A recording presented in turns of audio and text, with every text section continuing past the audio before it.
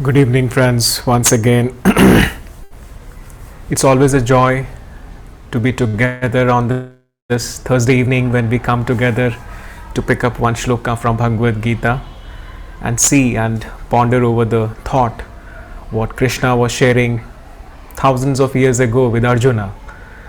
And today I thought there is a beautiful, this day is actually coming just at the cusp of Master's birthday. Yesterday we celebrated Yogananda's birthday.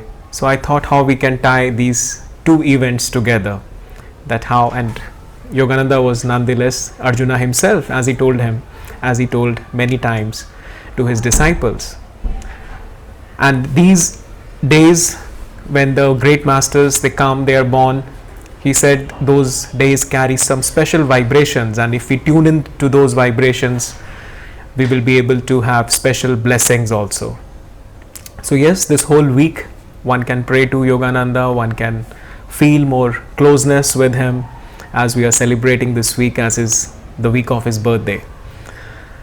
So this satsang particularly, I will be sharing my thoughts on the subject of why these avatars, we know that Yogananda was an avatar, so why do they choose to get born at certain points of time?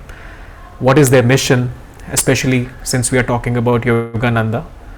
And then we'll see what is our role in their mission, and in the end we will try to see how we can tie it up with the Bhagavad Gita shloka.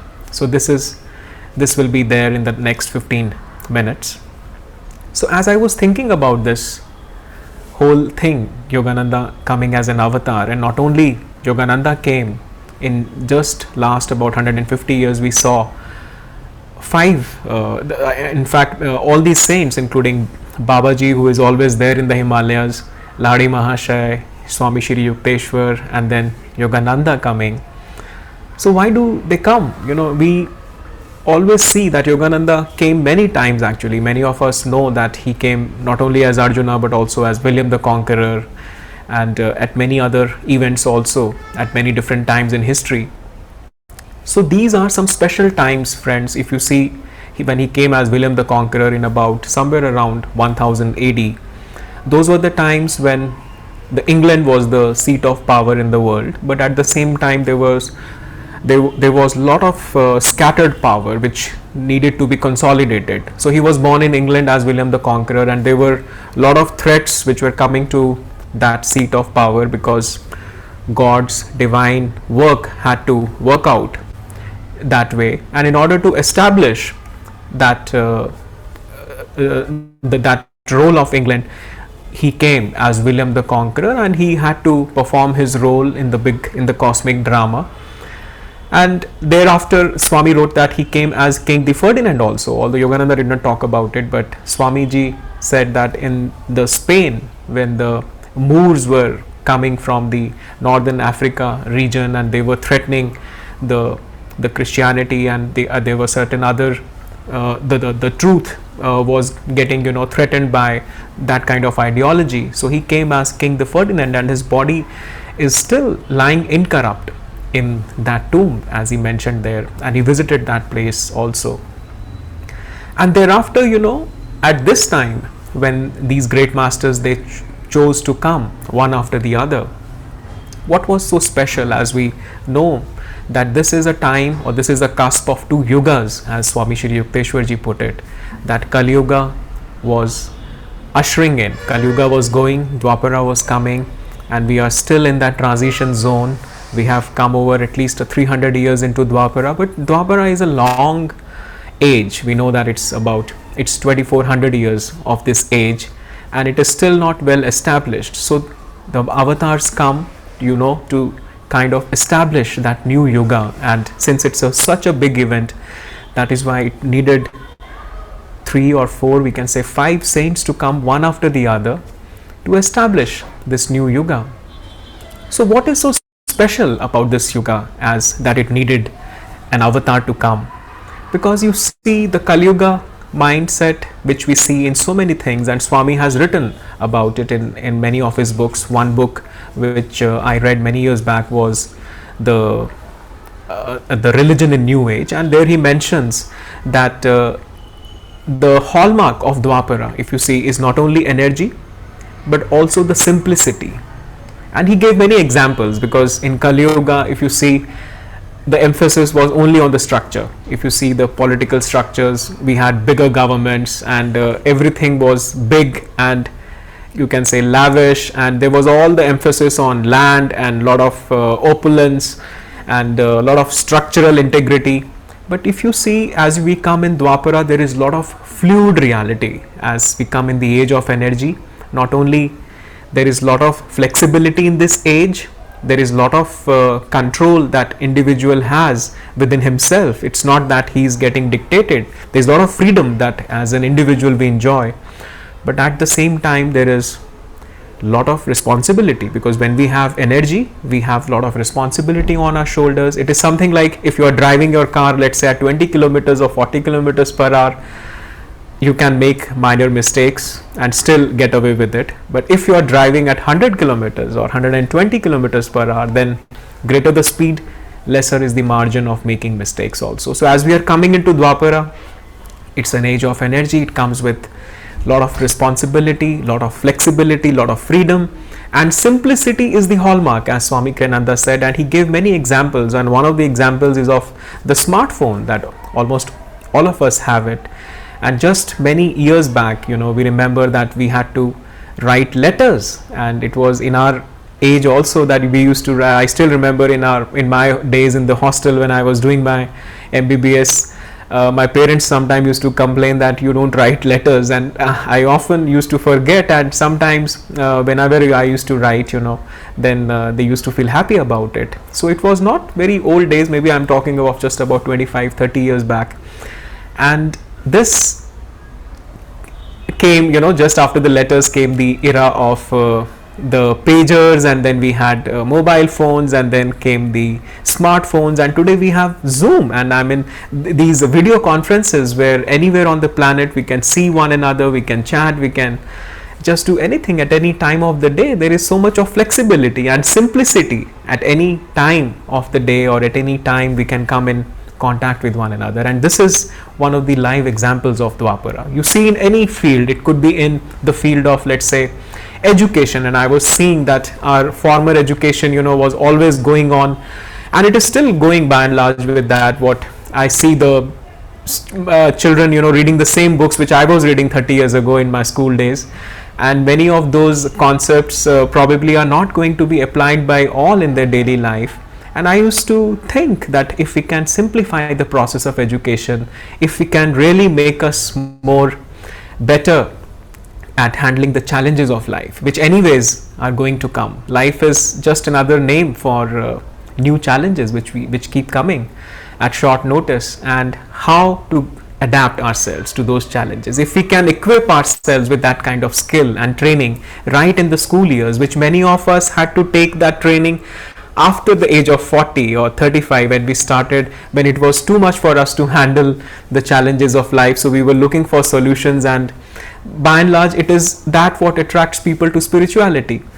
So but today in Dwapara, as we can see, Yogananda himself he's founded the school in his own lifetime, and Swami Kriyananda took that and at the next step, and he wrote the book and many principles on education for life, founded the Living Wisdom School. We have now schools coming up in different corners of the world, and it's so amazing that how this education in Dwapara is going to be revamped, how we can skill the people, as Swami Kriyananda himself said that education for life is about training the people, training the children to handle the challenges of life.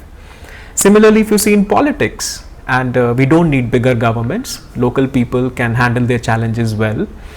We need more, they are more sensitive to the environment. And similarly, if you see in medicine, now I have seen medicine from close quarters, and in the last 20-25 years, that, and still this process is painful, and it is not many people are nobody can change overnight. But I see that why sometimes we read these big fat books of medicine which are nothing but, I feel, a catalogue of many illnesses, but we sometimes just miss the point that which many of these scientists which are bringing up, and here comes the example of Dr. Dean Ornish, who actually said that yes, and he proved by so many trials that by just doing lifestyle interventions we can stay away from heart diseases, and not only it is preventive but it is therapeutic too, that we can reverse heart diseases, we can reverse diabetes. And I'm seeing so many patients in my practice, when I tell them and they fully commit themselves to that kind of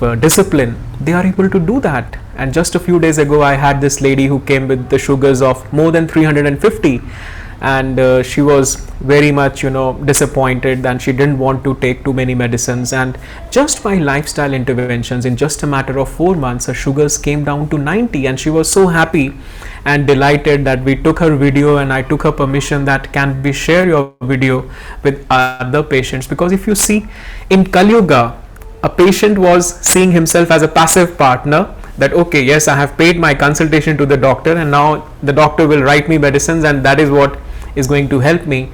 But that was less effective approach. In Dwapara, the patient himself has to see himself as a partner in the healing process.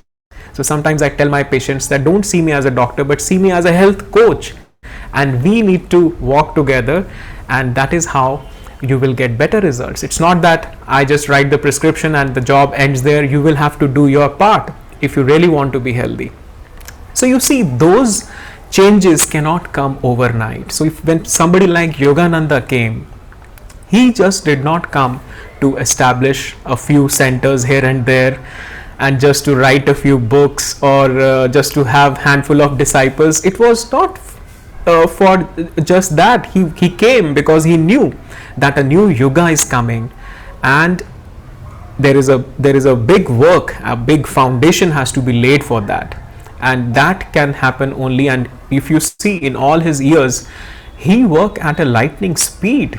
Not only he was lecturing all across America in the first 10 to 15 years, and he was seeing the like-minded people. He was sowing those seeds of thoughts in the like-minded people, and then he came to his headquarters in the Mount Washington. He wrote books, he was editing magazines, and he was training his disciples, because he knew that his physical body has to go away one day, but his work has to go on, and that work he will continue to do through his disciples. And that is why in the last years, when many disciples came, and one of them was Swami Kriyananda, who met him in the last 3.5 years as he passed away in 1952, and he took the baton and he, you can say, did the work where he finished, and whatever the structural framework he left, as he said that not only the books, when Swami Kriyananda asked him that, sir, what more is to be written, because you have written so much already, and Yogananda said, please don't say that, because much more is to be written. And he then commissioned him that yes, your work will be to not only to write but edit and lecture. And not only that, he's in one of his meeting, as we know, he knew that these things will also be very less effective if you want to bring a change in the whole planet. And for that he wanted, and he knew that communities, if like-minded people will come together and they will start living together, they will become like small beacons of light, you can say, which will attract people. Because one individual, as Swami said, even if he is doing good work, if he is very magnetic, if he's very very magnetic, still he will not be able to bring much of a change. But if you see a bunch of people living together, those who have common principles, those who are living in harmony, those who are helping one another, and people come and see them, and then they understand that what is it that they are doing, and then the humanity slowly starts changing, because they see that example of communities is you can say the fastest way to bring the change in the humanity. Now this is one of the subjects, when I came when I read the book Autobiography of a Yogi in year 2005. In general, devotee, when he starts his journey, you may say that's the point. You read the book, and the next step you feel is that how can I take the Kriya, because in that book Yogananda is talking about the Kriya Yoga, and he says that and you feel that, oh, it's such a magical technique, how can I get it, where can I get it? And so it was the same for me, and when I read it, I found the place where Kriya Diksha could be taken. I got connected with Gurgaon Center, I met with Dhyanaji, and I got my Diksha thereafter, and then I practiced the techniques, and thereafter, I started feeling the magic of the technique by itself. But at the same time, it was year 2009 when Swami Kriyananda was, even during those years in 2007, 8 and 9, when he was trying to establish the first community in India, and he said, come wherever you are in India and come and live at this place, because we are going to create a community. We already have created one and many in different parts of the world, and this is the way Yogananda said that you can grow spiritually quickly. And I said, if that is the point, if Guru has said it, I must do it. But then it wasn't easy, and I had to face a lot of resistance. In fact, most of the resistance was from my own family, and people thought that I'm taking crazy decision, because I was having my job, my kids were going to school, and I had a permanent home where I was, and shifting everything to a new base was not an easy decision. But then in my heart, I felt I must do it, because my Guru is asking me to do it. And then, yes, the challenges came, but finally I came to the place and I became a part of the community. As many of you know that we are living in Pune now, but this was not an easy thing to happen, and challenges continued to came, but at the same time I felt that it came with a lot of blessings too. So in a way, because many times I feel that a mission of Yogananda, if you see, he came as an avatar, and he not only came at an important point in the yuga where a new yuga is coming, and the most of his emphasis, if you see, if not because he said that if you really want to serve me, serve my work. And at another point he said this idea of world brotherhood colonies will spread like wildfire, because this is exactly the way Dwapara age is meant for, because this is how people will help one another and they will grow together, and they will that's a beautiful way of serving one another. And so if you see, when as a devotee, we come to the path, most of us, we come to have the teachings, to understand and apply them in our daily life. And when we get the teachings and also the final Diksha and Kriya Yoga, many of us get up to that point that, okay, I have reached my goal now, because this is what I came for, and now it is done, and I have received whatever was the highest prize that Yogananda wanted to give me.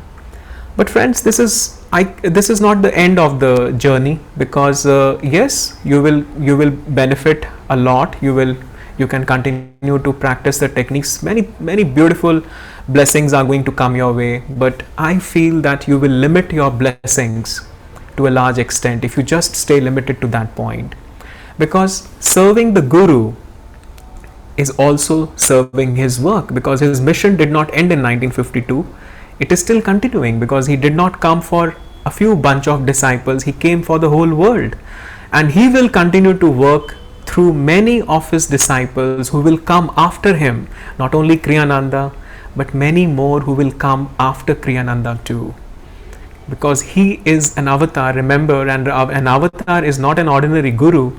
An avatar has tremendous power, because he found his liberation many years ago, as many times Swami has written about it. And an avatar is like a powerful locomotive who can carry a heavy load of souls behind him, and he can bring all those souls to God, provided we tune ourselves to that light and we try to receive that light. And we, as Yogananda said very succinctly, that if you really want to serve me, serve my work.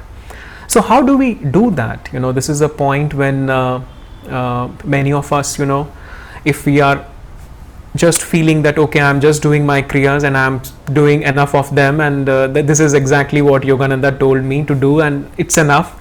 But he said many other things too, and so one has to first of all do and start with this introspection that yes, God, I am your child and I am your disciple, you are my guru, and there should be no formality in that talk. It should be a heart to heart talk. What do you want to do through me?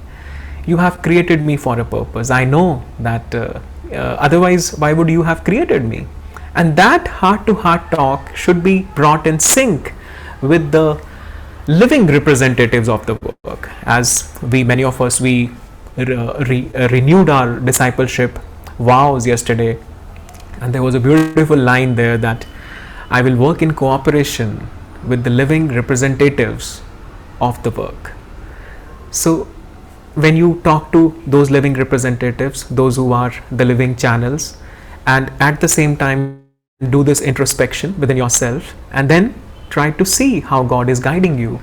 Maybe He guides you to be a supporting member, maybe He guides you to help in something useful, maybe you have a special talent which nobody else has and you never even knew about it, and the God's whispers or His intuitive guidance will just give you that insight that yes, this is exactly what you need to do. Because otherwise, why would Swami Kriyananda say that if you live in a community, you can hasten your spiritual progress many times? And living in a community not at all is not about just living in a geographical area. Living in a community, he clarified many times, is about working on our own selves and especially on our attitudes. Because working in one geographical area may or may not help us. And many times he said that many communities failed because they were focusing only on the outer systems. And even the best of systems, he said, can fail if the people are not right and people are not living with the right attitude.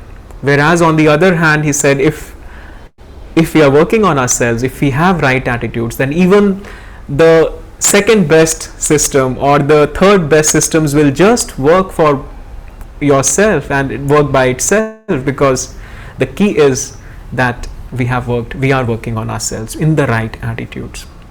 So you see, the whole conclusion in the satsang is that why to limit yourself if you see in the larger role? Because yes, avatars come at this point because it's a very important point. It's actually a blessing to be born in these times. These are not simple times. Yes, that is why you see so much of upheaval, and these coming decades are going to be the same, and many sages and saints have already warned, and they have given rather many predictions, and that many things will be happening in this decade, and there could be a lot of economic challenges, we are seeing so much of happening in the last 2 years with the pandemic. And Swamiji, even during those days, he used to remind that the coming years they will be we will be having a lot of turmoil, and since it's a clash of yugas, you may say, the Kali Yuga is going, Dwapara is coming, and it's not going to be easy.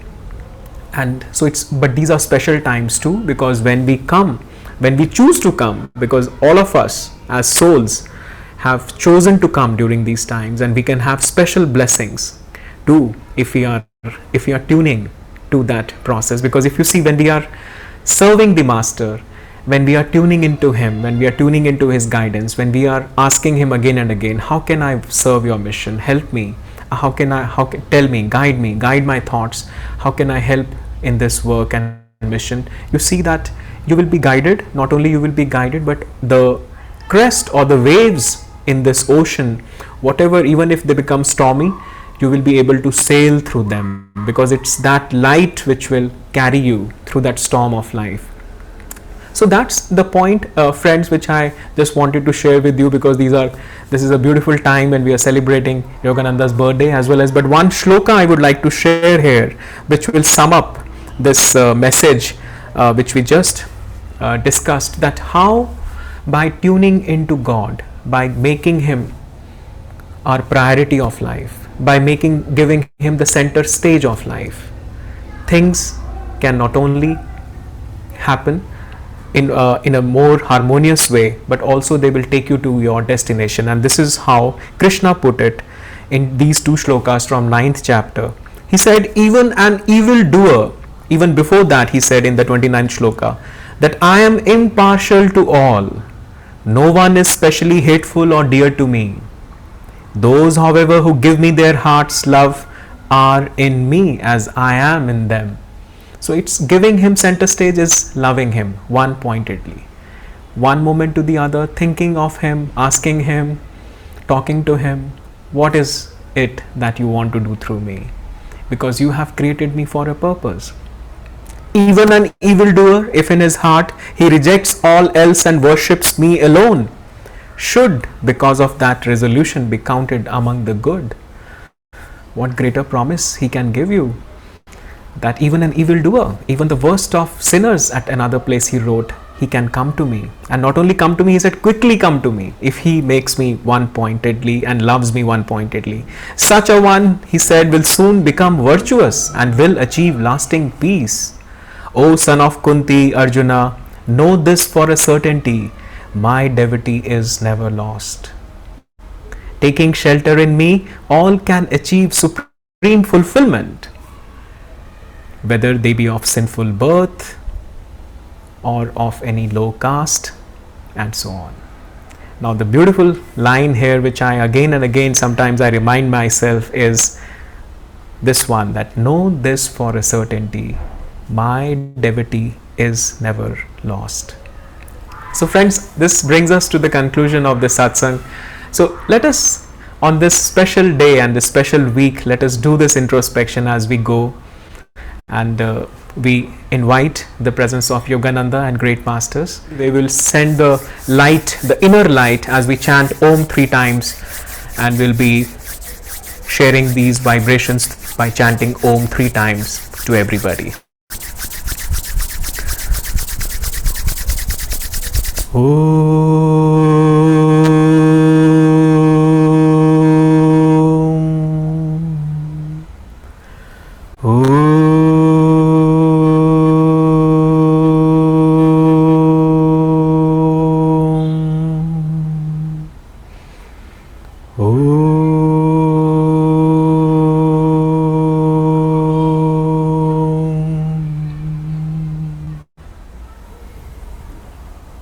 Om Shanti, Shanti, Shanti. Thank you, friends. It was a joy to be with you all. God bless you.